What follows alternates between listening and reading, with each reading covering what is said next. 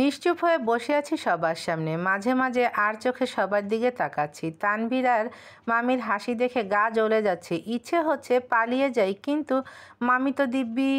হঠাৎ তিশাদের বাসা থেকে চেঁচামেচির শব্দ শোনা গেল। আন্টি আঙ্কেল চেঁচামেচি করে কি যেন বলছেন, কিন্তু তিশার কোনো শব্দ তো শোনা যাচ্ছে না। হঠাৎ ওদের বাসায় আবার কি হলো? আমি যাচ্ছি। এই কোথায় যাচ্ছিস? চুপ করে বসে থাক এখানে। আরে কি হয়েছে দেখতে হবে তো, আমি দেখে এসে বলছি তোকে। কি হলো ভেবে পাচ্ছি না। মামিও আসছে না, যেতেও পারছি না। আমি সবার সামনেই টেনশনে পায়চারি করছি দেখে মেহমানরা সব আমার দিকে হাঁ করে তাকিয়ে আছে। তেমন কিছু হয়নি, যা হয়েছে সেটাই বলো। বলবো, কিন্তু তুই যেতে পারবি না। ঠিক আছে। তিশা বাথরুমে পড়ে গিয়ে অজ্ঞান হয়ে গেছে। কি? এই তুই কোথায় যাচ্ছিস? মামি আমার হাত ছাড়ো। একটু পর তোর বিয়ে, কোথায় যাচ্ছিস? ওরা তিশাকে নিয়ে হসপিটালে চলে যাবে, তোর যেতে হবে না। তিশা অসুস্থ আর আমাকে বিয়ের জন্য তুমি আটকে রাখতে পারবে এইটা ভাবলে কিভাবে? তমা একটু পর কিন্তু বিয়ে। আমি বলছি যাস না। তুমি কেন? কারো ক্ষমতা নেই আমাকে আটকে রাখবে। তানভীর আমাকে ক্ষমা করবেন, আমি এই বিয়েতে রাজি না। মামি আমাকে দিব্যি দিয়েছিল তাই রাজি হয়েছিলাম। মামির হাত এক ঝটকায় ছাড়িয়ে দিয়ে দৌড়ে তিশার কাছে চলে আসলাম। তিশার মাথা থেকে প্রচুর রক্ত পড়ছে, কপালটা একটু কেটে গেছে। আন্টি এসব কিভাবে হলো? আমাদের সামনেই পায়চারি করছিল আর তোকে বকাবকি করছিল, হঠাৎ করে রুমের দিকে চলে গেল। একটু পর ওর চিৎকার শুনে দৌড়ে গিয়ে দেখি বাথরুমে অজ্ঞান হয়ে পড়ে আছে। আর এই অবস্থা সব আমার জন্য হয়েছে। আমাকে নিয়ে টেনশন করেই ও। কাঁদছিস কেন? আর এখন নিজেকে দোষ দিয়ে কি লাভ হবে? অ্যাম্বুলেন্স চলে এসেছে, চল হসপিটালে নিয়ে যেতে হবে। চলো। হসপিটালে বসে আছি। তিশাকে ইমার্জেন্সিতে নিয়ে গেছে। খুব ভয় করছে, খারাপ কিছু হবে না তো? অনেক রক্ত যে ঝরেছে তিশার মাথা থেকে। রক্ত লাগবে? আমার আর তিশার রক্তের গ্রুপ এক, আমি রক্ত দিব। ঠিক আছে, চলুন আমার সাথে। তাড়াতাড়ি সিস্টারকে ফলো করে হাঁটতে শুরু করলাম। তিশার কথা ভাবতে ভাবতে হাঁটছিলাম। হঠাৎ কারো সাথে ধাক্কা খেয়ে দেয়ালে গিয়ে পড়লাম। এই চোখে দেখেন না? রাগ দেখিয়ে সামনে তাকাতেই দেখি কাব্য। অবাক হয়ে তাকিয়ে আছি, কাব্য আমার দিকে অবাক হয়ে তাকিয়ে আছে। সরি। চলে আসতে চাইলাম, কাব্য আমার হাত ধরে টান দিয়ে ওর কাছে নিয়ে গেল। আমার দুগালে আলতো করে ধরে কপালে ফু দিতে শুরু করলো। আরে কপালে ফু দিচ্ছেন কেন? বলতে বলতে কপালে হাত দিলাম। অনেকটা জায়গা ফুলে গেছে। হাত দিতেই ব্যথা করতে শুরু করলো। এভাবে আনমনে হয়ে কেউ হাঁটে? যদি খারাপ কিছু হয়ে যেত? আপনি এভাবে হাঁটছিলেন কেন? চোখ নেই? দিলেন তো আমার কপালটা ফাটিয়ে। আসলে কিছু কাগজ দেখতে দেখতে হাঁটছিলাম, আর হুট করে তুমি সামনে এসে পড়লে। আপনি আমার সামনে এসেছেন, আমি না। আপনি এখনো এখানে দাঁড়িয়ে আছেন, চলুন তাড়াতাড়ি। তিলো, হসপিটালে এসেছো কেন? কি হয়েছে? তিশা অসুস্থ। তাড়াতাড়ি সিস্টারের সাথে চলে আসলাম। রক্ত দেওয়ার জন্য বেডে শুতেই কাব্য এসে রুমে ঢুকলো। কাকে রক্ত দিবে? কাকে আবার? তিশাকে? তুমি যা শুকনি, রক্ত দিলে তোমাকে খুঁজেই পাওয়া যাবে না। তিশার জন্য রক্ত দিতে গিয়ে যদি মরেও যেতে হয়, তাও আমি আমার শরীরের সব রক্ত দিয়ে দিব। হ্যাঁ, মরে যাও, তারপর আমিও মরে যাব। তোমাকে ছাড়া তো আর বেঁচে থাকা সম্ভব না, তাই মরে যাওয়াই ভালো। কিছু না বলে ওর দিকে তাকিয়ে একটা তাচ্ছিলের হাসি দিলাম। দুদিন সামনে ছিলাম তাই প্রেম দেখিয়েছিল। চোখের আড়াল হতেই সব শেষ। আর আজ আবার চোখের সামনে আছি তাই প্রেম দেখাতে শুরু করলো। সিস্টার আপনি যান, আমি রক্ত দিচ্ছি। Okay sir. সিস্টার চলে যেতেই কাব্য এসে আমার হাতে সুচ ফুটিয়ে দিল। উফ, একবার বলে তো সুচ ফুটাবেন? আমার ব্যথা লাগে না বুঝি? সিস্টার ব্যথা দিবে ভেবে আমি আসলাম, এত আস্তে সুচ ফুটালাম, তাও ব্যথা পেলে? নিশ্চুপ। একটু আগে তাচ্ছিলের হাসি হাসছিলে কেন আমি জানি। কেন বলুন তো? এই 3 দিন তোমার সাথে কোনো যোগাযোগ করিনি তাই অভিমান করেছো। অভিমান মানুষ তার ওপর করে যাকে সে ভালোবাসে। আমি আপনার উপর অভিমান করতে যাব কেন? কারণ তুমি আমাকে ভালোবাসো। মোটেও না। ভালোবাসো কি না সেটা তো তোমার চোখেই বলে দিচ্ছে। নিশ্চুপ হয়ে আছি। সত্যি কি আমার চোখে বলে দিচ্ছে যে আমি কাব্যকে ভালোবাসি? কিন্তু আমি তো কাব্যকে ভালোবাসি না। কি এবার ব্যথা পেয়েছো? কাব্যের কথা শুনে হাতের দিকে তাকালাম। সুচ খুলে ফেলেছে, কিন্তু এখন তো কোনো ব্যথা পাইনি। স্যার রক্ত কিছু বলছিলে? আটকে গেল কেন? অন্য একটা সিস্টার এসেছে। কিছু বলতে গিয়ে আমার দিকে চোখ পড়তে তাকিয়ে আছে আমার দিকে। এত সিস্টার থাকতে আপনি রক্ত? সিস্টার, রক্ত নিলে ওকে ব্যথা দিত, বুঝেছো? এত কথা বলো না, রক্ত নিয়ে যাও। আর ওর পেশেন্টকে কোন ডক্টর দেখছে? আদনান স্যার। ওকে গিয়ে বলো পেশেন্ট আমার বউয়ের ফ্রেন্ড। মানে? যাও তো, এত প্রশ্নও ভালো লাগে না। সিস্টার আমার দিকে রাগি চোখে তাকিয়ে চলে গেল। কি ব্যাপার ডাক্তারবাবু, মনে হচ্ছে সামথিং। আমি হাসছি দেখে কাব্য এসে আমার মাথায় দুহাত দিয়ে ধরে ঝাঁকি দিল। উফ, লাগছে? লাগার জন্যই তো দিয়েছি। আচ্ছা, মেয়েটা আমাকে পছন্দ করে বুঝেও তোমার রাগ হচ্ছে না? একটা মানুষকে অন্য কারো পছন্দ হতেই পারে, এতে রাগ করার কি আছে? তার মানে তুমি সত্যি আমাকে ভালোবাসো না? এত প্রশ্নের উত্তর দিতে পারবো না। কোথায় যাচ্ছ? তিশার কাছে। আঙ্কেল আর আন্টির কাছে এসে বসলাম। শরীর খুব দুর্বল লাগছে। জানি না ওদিকে তিশার কী অবস্থা। হঠাৎ দেখলাম কাব্য তিশার কেবিনে ঢুকছে। আচ্ছা, কাব্য তো কক্সবাজার ছিল, ওখানের হসপিটালে ছিল, তাহলে ও এই হসপিটালে কি করছে? তিশার অবস্থা এখন ভালো, চিন্তা করার কোনো কারণ নেই, চাইলে দেখা করতে পারো। কাব্যর কথা শুনে আঙ্কেল আন্টিকে নিয়ে তিশার কাছে আসলাম। আমাকে দেখে তিশা মুখ ফিরিয়ে নিল। নিজেকে খুব অপরাধী মনে হচ্ছে। কেমন আছিস মা? ভালো। মেয়েটার উপর রেগে থাকিস না, এমনি কান্নাকাটি করে যা অবস্থা হয়েছে ওর, তার ওপর আবার তোকে রক্ত দিয়েছে। কি? যাক বাবা, তিশার রাগটা বোধহয় কমে গেছে। আরে রক্ত পাওয়া যাচ্ছিল না, তাই বলে তুই দিবি এখন যদি তুই অসুস্থ হয়ে পড়িস? তিলোর ডাক্তারবাবু আছে তো, ওকে অসুস্থ হতে দিবে না। এই কাব্যটা যে কি সবার সামনে চলে এসেছে। তোমার খবর আছে, তোমার কোনো খোঁজ খবর নেই কেন? ফোন বন্ধ করে রেখেছো কেন? কি আমার ফোন বন্ধ? তাড়াতাড়ি পকেটে ফোন খুঁজলো কিন্তু পেল না। ফোনটা বোধহয় আমার চেম্বারে আছে, আর চার্জ নেই মনে হয়। তিশা, এই ডাক্তারকে তুই চিনিস? এই রে, সেরেছে। তিশা তো এখন সব বলে দিবে। হ্যাঁ আব্বু, ওই যে রাজকুমার। বুঝেছি। ঘোড়ার ডিম বুঝেছ। কাব্য, আমি কি বাসায় চলে যেতে পারবো? না, অন্তত আজকের রাতটা আপনাকে হসপিটালে রেস্টে থাকতে হবে। তিশাকে যে ডক্টর দেখছিল তিনি এসে বললেন। তিলো, ও আদনান, আমার বন্ধু। আর আদনান বলতে হবে না, বুঝে গেছি, উনি তিলোত্তমা, তোর তিলো। বাহ, ও দেখছি সবাইকে বলে দিয়েছে। তিলো, অনেক রাত হয়ে গেছে, তুমি আঙ্কেল আন্টিকে নিয়ে বাসায় চলে যাও, সকালে এসো, এখানে তো আদনান আছে। না, আমি যাব না। কাব্য, আমাকে আজ চলে যেতে হবে প্লিজ, রাতের ডিউটিটা তুই কর প্লিজ। ঠিক আছে আঙ্কেল, তুমি আন্টিকে নিয়ে বাসায় চলে যাও, আমি তিশার কাছে আছি। ঠিক আছে। আন্টি চলে গেলেন, আমি এসে তিশার পাশে বসলাম। তিশা, এসব কি করে হলো? কপালটা কেটেছিলাম ইচ্ছা করে, ভেবেছিলাম বাথরুমে গিয়ে চিৎকার দিব যেন তুই শুনতে পাস, চলে আসিস, কিন্তু পা পিছলে পড়ে গিয়ে সত্যি এত ব্যথা পাবো ভাবিনি। তুই কি পাগল? কি করব, তোর মামিকে আমার বিশ্বাস হয় না। এভাবে কথা বললে আপনার ক্ষতি হতে পারে, আপনাকে বরং ঘুমের ইঞ্জেকশন দিচ্ছি, রেস্ট নিন আপনি। আদনান তিশাকে ইঞ্জেকশন দিয়ে কাব্যর সাথে কথা বলে চলে গেল। তিশা ঘুমিয়ে আছে, এখন আর ওর কাছে থাকতে হবে না, তুমি আমার সাথে চলো। আরে কি হলো? আমার হাত ধরে টানতে টানতে ওর রুমে নিয়ে আসলো। রুমে এনেই আমাকে ধাক্কা দিয়ে সোফায় ফেলে দিল, তারপর দরজা বন্ধ করে দিল। বুঝতে পারছি না ও এত রেগে আছে কেন। আগে তিশার জন্য টেনশনে ছিলে, তাই কিছু জিজ্ঞেস করিনি, এখন তো তিশা ঠিক আছে। তা আমার হাত ছাড়ুন, ব্যথা পাচ্ছি। হাতের ব্যথার চেয়ে বুকের ব্যথা অনেক বেশি যন্ত্রণার, বুঝেছ? মানে? তোমার এমন সাজ দেখেই আমি কিছুটা আন্দাজ করতে পেরেছিলাম, এখন তো তিশার কথাই পুরোপুরি বুঝে গেছি। কি বুঝেছেন? আজকে তোমাকে দেখতে আসছিল। হ্যাঁ, দেখতে এসেছিল, শুধু তাই নয়, আজকে আমার বিয়ে ছিল। ঠাস করে আমার গালে থাপ্পড় মেরে দিল। আমি তোমাকে ভালোবাসি এইটা জেনেও তুমি রাজি হয়েছিলে কেন?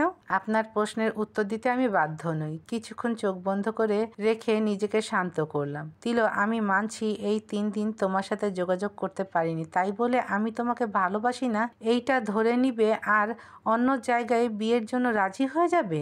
নিশ্চুপ হয়ে আছি, আর একটা কথাও বলবো না। পেয়েছে কি আমাকে এত জোরে থাপ্পড় মেরে দিল? সেদিন সকালে তোমাকে ফোনে আমি এতগুলো কথা বলেছি, কিন্তু তুমি একটা কথাও বলনি, তাই ভেবে নিয়েছিলাম ট্রান্সফার হয়ে এখানে চলে আসবো। ট্রান্সফার হয়ে আসবো বললেই তো আসা যায় না। এখানে আদনান, ওখানে আমি, দুজন অনেক দৌড়াদৌড়ি করে 3 দিনের মধ্যে ট্রান্সফার হয়ে গতকাল রাতে এখানে এসেছি। আমি এতটাই বিজি ছিলাম যে ফোনে হাত দেওয়ার সময় পাইনি, তাই তোমার সাথে যোগাযোগ করতে পারিনি। সবকিছু তো তোমার জন্য করেছি, তোমার কাছে আসার জন্য করেছি, কিন্তু তুমি বিয়ে করতে রাজি হয়ে গেলে। নিশ্চুপ। কি হলো, এখন কথা না বলে শাস্তি দিবে? কি কথা বলবো ভেবে পাচ্ছি না।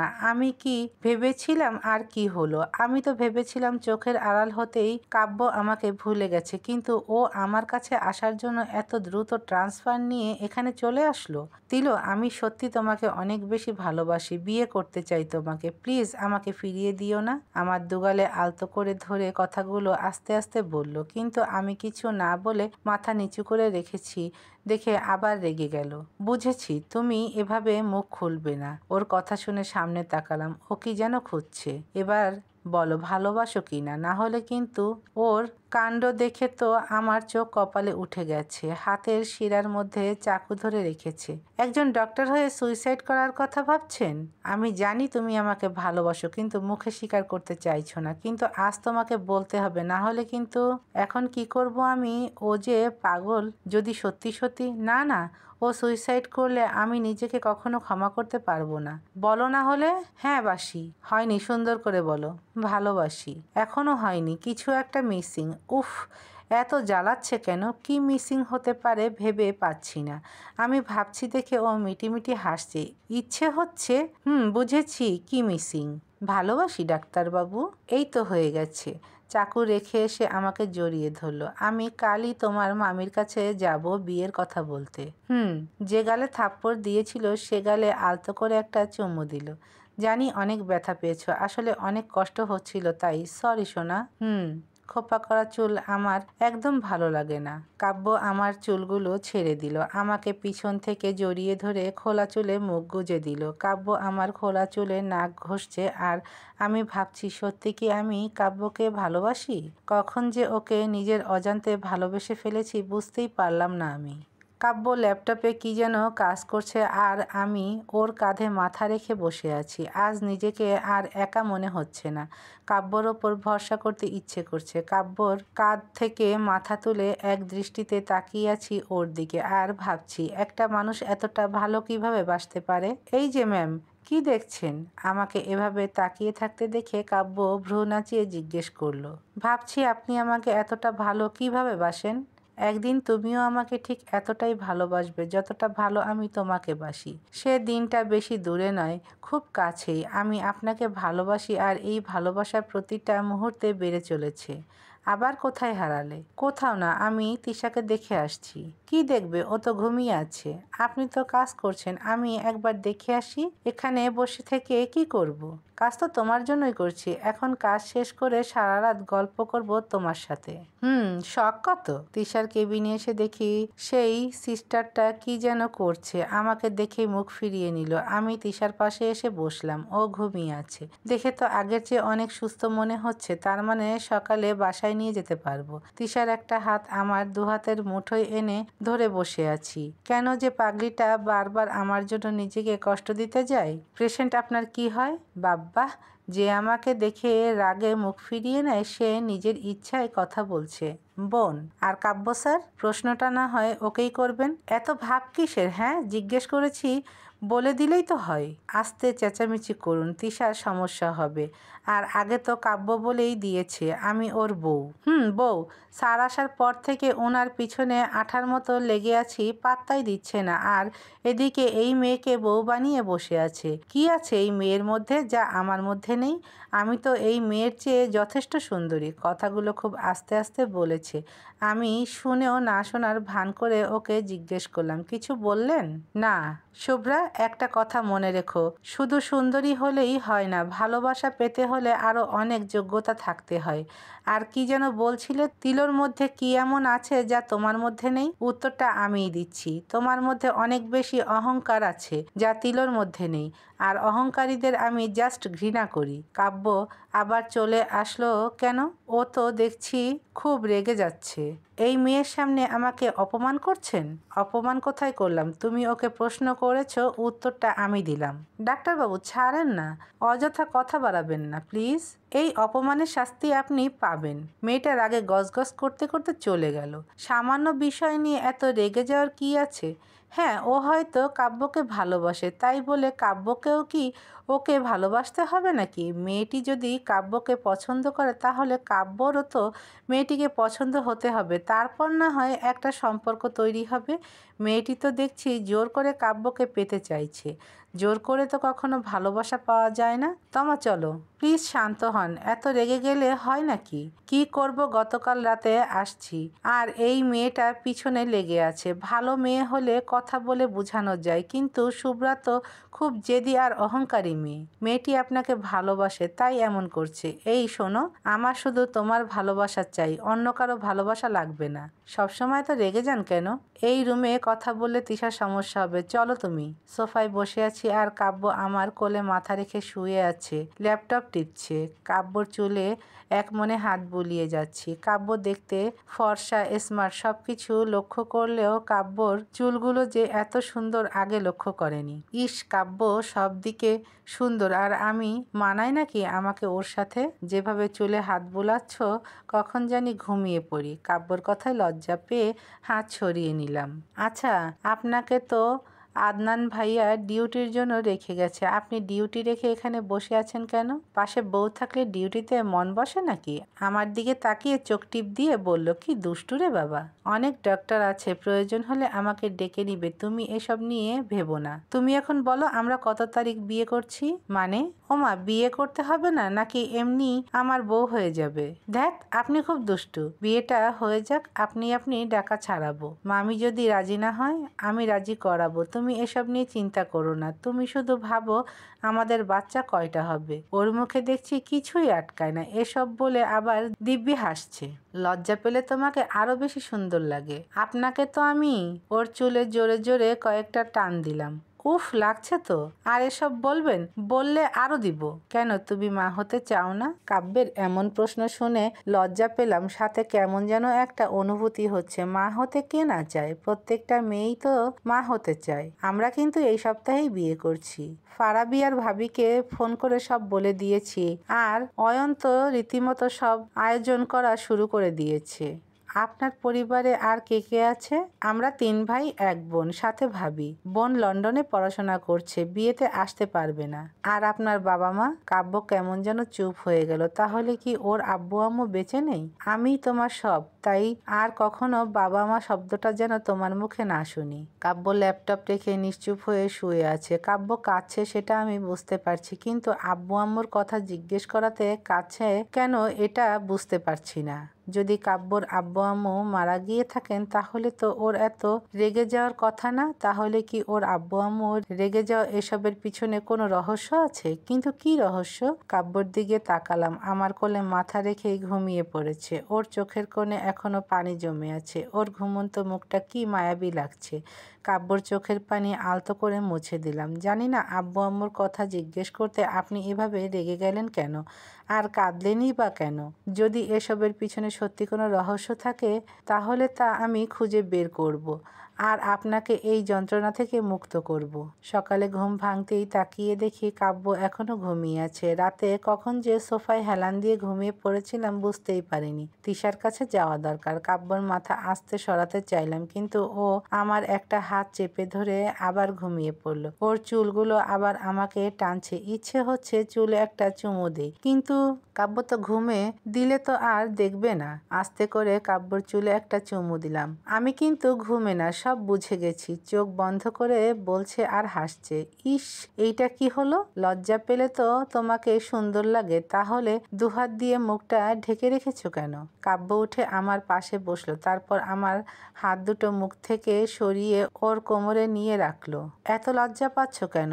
আর তো মাত্র কয়টা দিন, তারপর আমরা স্বামী স্ত্রী হয়ে যাব। আর বিয়ের পর প্রতিটা সকালে তোমার ভেজা চুলের পানি প্লাস মিষ্টি একটা চুমুতে আমার ঘুম ভাঙবে। কাব্য আমার একদম কাছে এসে আমার কপালে ওর কপাল ঠেকিয়ে কথাগুলো বলল, আর এখন মিটিমিটিয়ে হাসছে। কি ম্যাডাম, তোমার ভেজা চুলের পানিতে প্রতিদিন আমার ঘুম ভাঙাবে তো? ধ্যাত, আপনার মুখে কিছু আটকায় না। লজ্জা পেয়ে কাব্যর বুকে মুখ লুকালাম। কাব্য এক হাত দিয়ে আমার কোমর জড়িয়ে ধরে আছে, আর এক হাত দিয়ে আমার ঘাড়ের চুল সরাচ্ছে। চুলগুলো একপাশে রেখে কাব্য আস্তে আস্তে আমার ঘাড়ে মাথা দেওয়ার জন্য এগুচ্ছে। ওর গরম নিঃশ্বাস আমার ঘাড়ে পড়ছে। স্যার, আপনার পেশে। হঠাৎ কারো কণ্ঠ শুনে কাব্য আমাকে ছেড়ে দিয়ে দূরে গিয়ে বসলো। তাকিয়ে দেখলাম শুভ্রা মেয়েটা। বাহ, কাব্যর মুখটা এখন দেখার মতো হয়েছে। শুভ্রা, কারো রুমে আসতে যে নক করে আসতে হয়, এই মিনিমাম সেন্সটুকু কি তোমার নেই? আমি তো আর জানতাম না আপনি যে আপনার চেম্বারটাকে নিজের বেডরুম ভাবেন। Just shut up. আমি আমার চেম্বার বেডরুম বানাবো নাকি ড্রয়িং রুম বানাবো সে কৈফিয়ত কি তোমাকে দিতে হবে?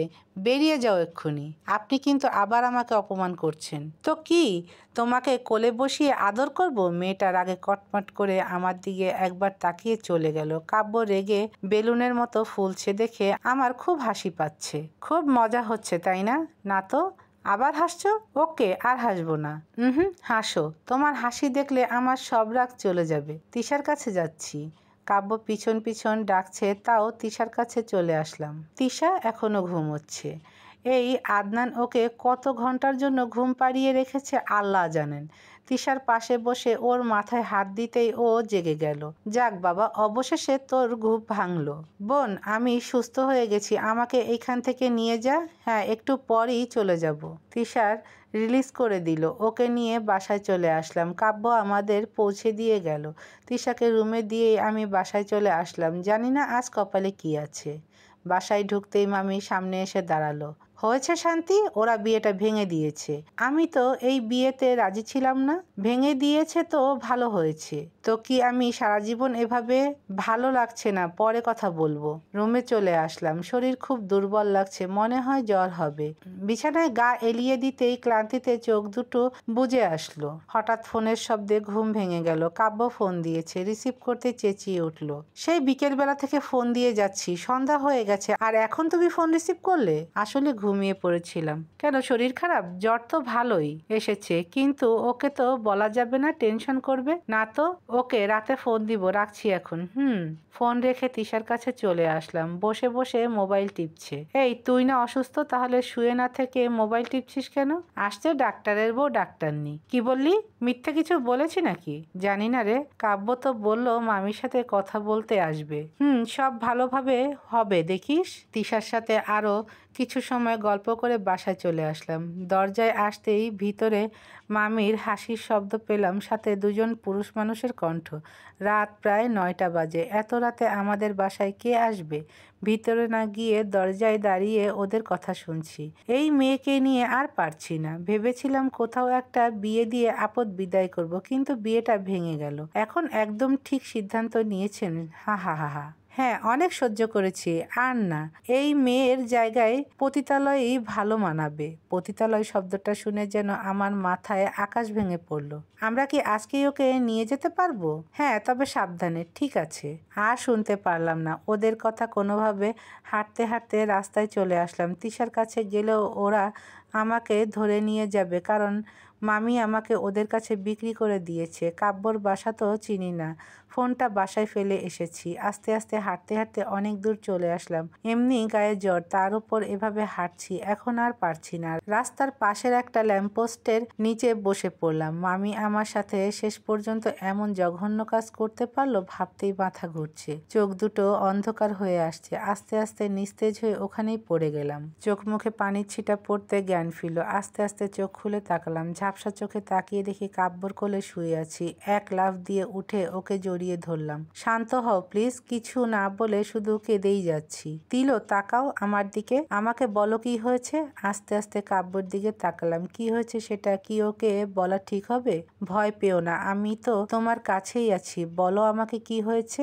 যা হয়েছে সেটা দুঃস্বপ্ন ভেবে ভুলে যেতে চাই, আর মনে করতে চাই না এসব। কাব্যকে জড়িয়ে ধরে বললাম, আজ মামি খারাপ কাজ করেছে, কিন্তু এতদিন তো আমাকে মামিই দেখাশোনা করেছে। থাক না মামির খারাপ চরিত্রটা লুকানো। ঠিক আছে, বলতে হবে না, তুমি শান্ত হও। চারদিকে চোখ বুলালাম। আমি তো একটা বাসায় আছি।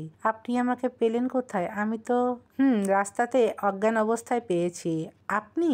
আমি তোমাদের বাসায় গিয়েছিলাম তোমার মামির সাথে বিয়ের কথা বলতে, কিন্তু উনি বললেন সকালে যেন যাই, কারণ তুমি এখন ঘুমে। সন্ধ্যায় তোমার কণ্ঠ শুনে অসুস্থ মনে হচ্ছিল, তাই আমি বিশ্বাস করে চলে আসি। মধ্যে তোমাকে অনেকবার ফোন দিয়েছি, কিন্তু তুমি রিসিভ করোনি, তাই ভেবেছিলাম সত্যি তুমি অসুস্থ আর তাই ঘুমিয়ে আছো। কিন্তু বাসায় ফেরার পথে তোমাকে রাস্তার পাশে এভাবে পড়ে থাকতে দেখি আর বাসায় নিয়ে আসি। ভাগ্যিস আমি ওই রাস্তা দিয়ে আসছিলাম, না হলে তো তোমাকে আমি হারিয়েই ফেলতাম। আরে বাচ্চাদের মতো কাঁদছেন কেন? যদি সত্যি তোমাকে হারিয়ে ফেলতাম, জানো আমি কতটা ভয় পেয়েছিলাম। হ্যাঁ বুঝেছি, অনেক ভয় পেয়েছিলেন। এখন বাচ্চাদের মতো কান্না থামান। আমার কান্না তোমার কাছে বাচ্চাদের মতো লাগে? না তো, কে বলল? আপনি তো বুড়ো মানুষ। কি আমি বুড়ো?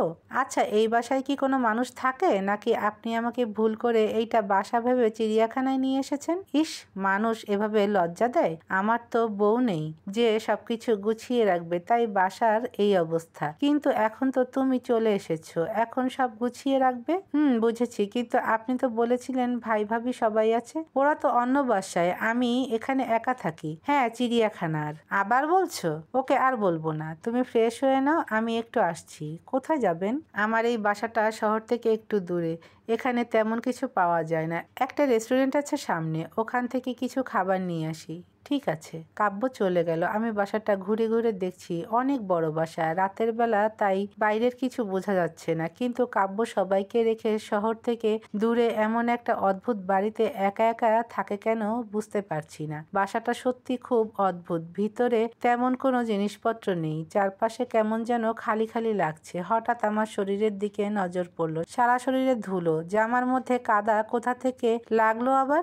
এখনই গোসল করতে হবে, কিন্তু কাপড় চোপড় পাবো কোথায়? রুমের এক কোণে আলমারির দিকে চোখ পড়লো, হয়তো কিছু পাবো। তাই আলমারি খুলে খুঁজতে শুরু করলাম, কিন্তু কাব্যর কিছু শার্ট প্যান্ট ছাড়া কিছুই পেলাম না। একটা শার্ট আর একটা প্যান্ট হাতে নিয়ে আলমারি লাগাতে যাব, তখনই আলমারির কোণে পড়ে থাকা একটা ছবির দিকে চোখ পড়লো। হাতে এনে ভালোভাবে দেখলাম, ছবিটাতে কেমন যেন সাদা সাদা দাগ পড়ে গেছে। দেখে মনে হচ্ছে ওনারা কাব্যর বাবা মা, কিন্তু নিজের আব্বু আম্মুর ছবি দেওয়ালে না রেখে ও আলমারির এক কোণে এভাবে ফেলে রেখেছে কেন? ইস, ছবিটা কি অযত্ন করে ফেলে রেখেছে। তিলো, কোথায় তুমি? আসছি। কি করছো তো?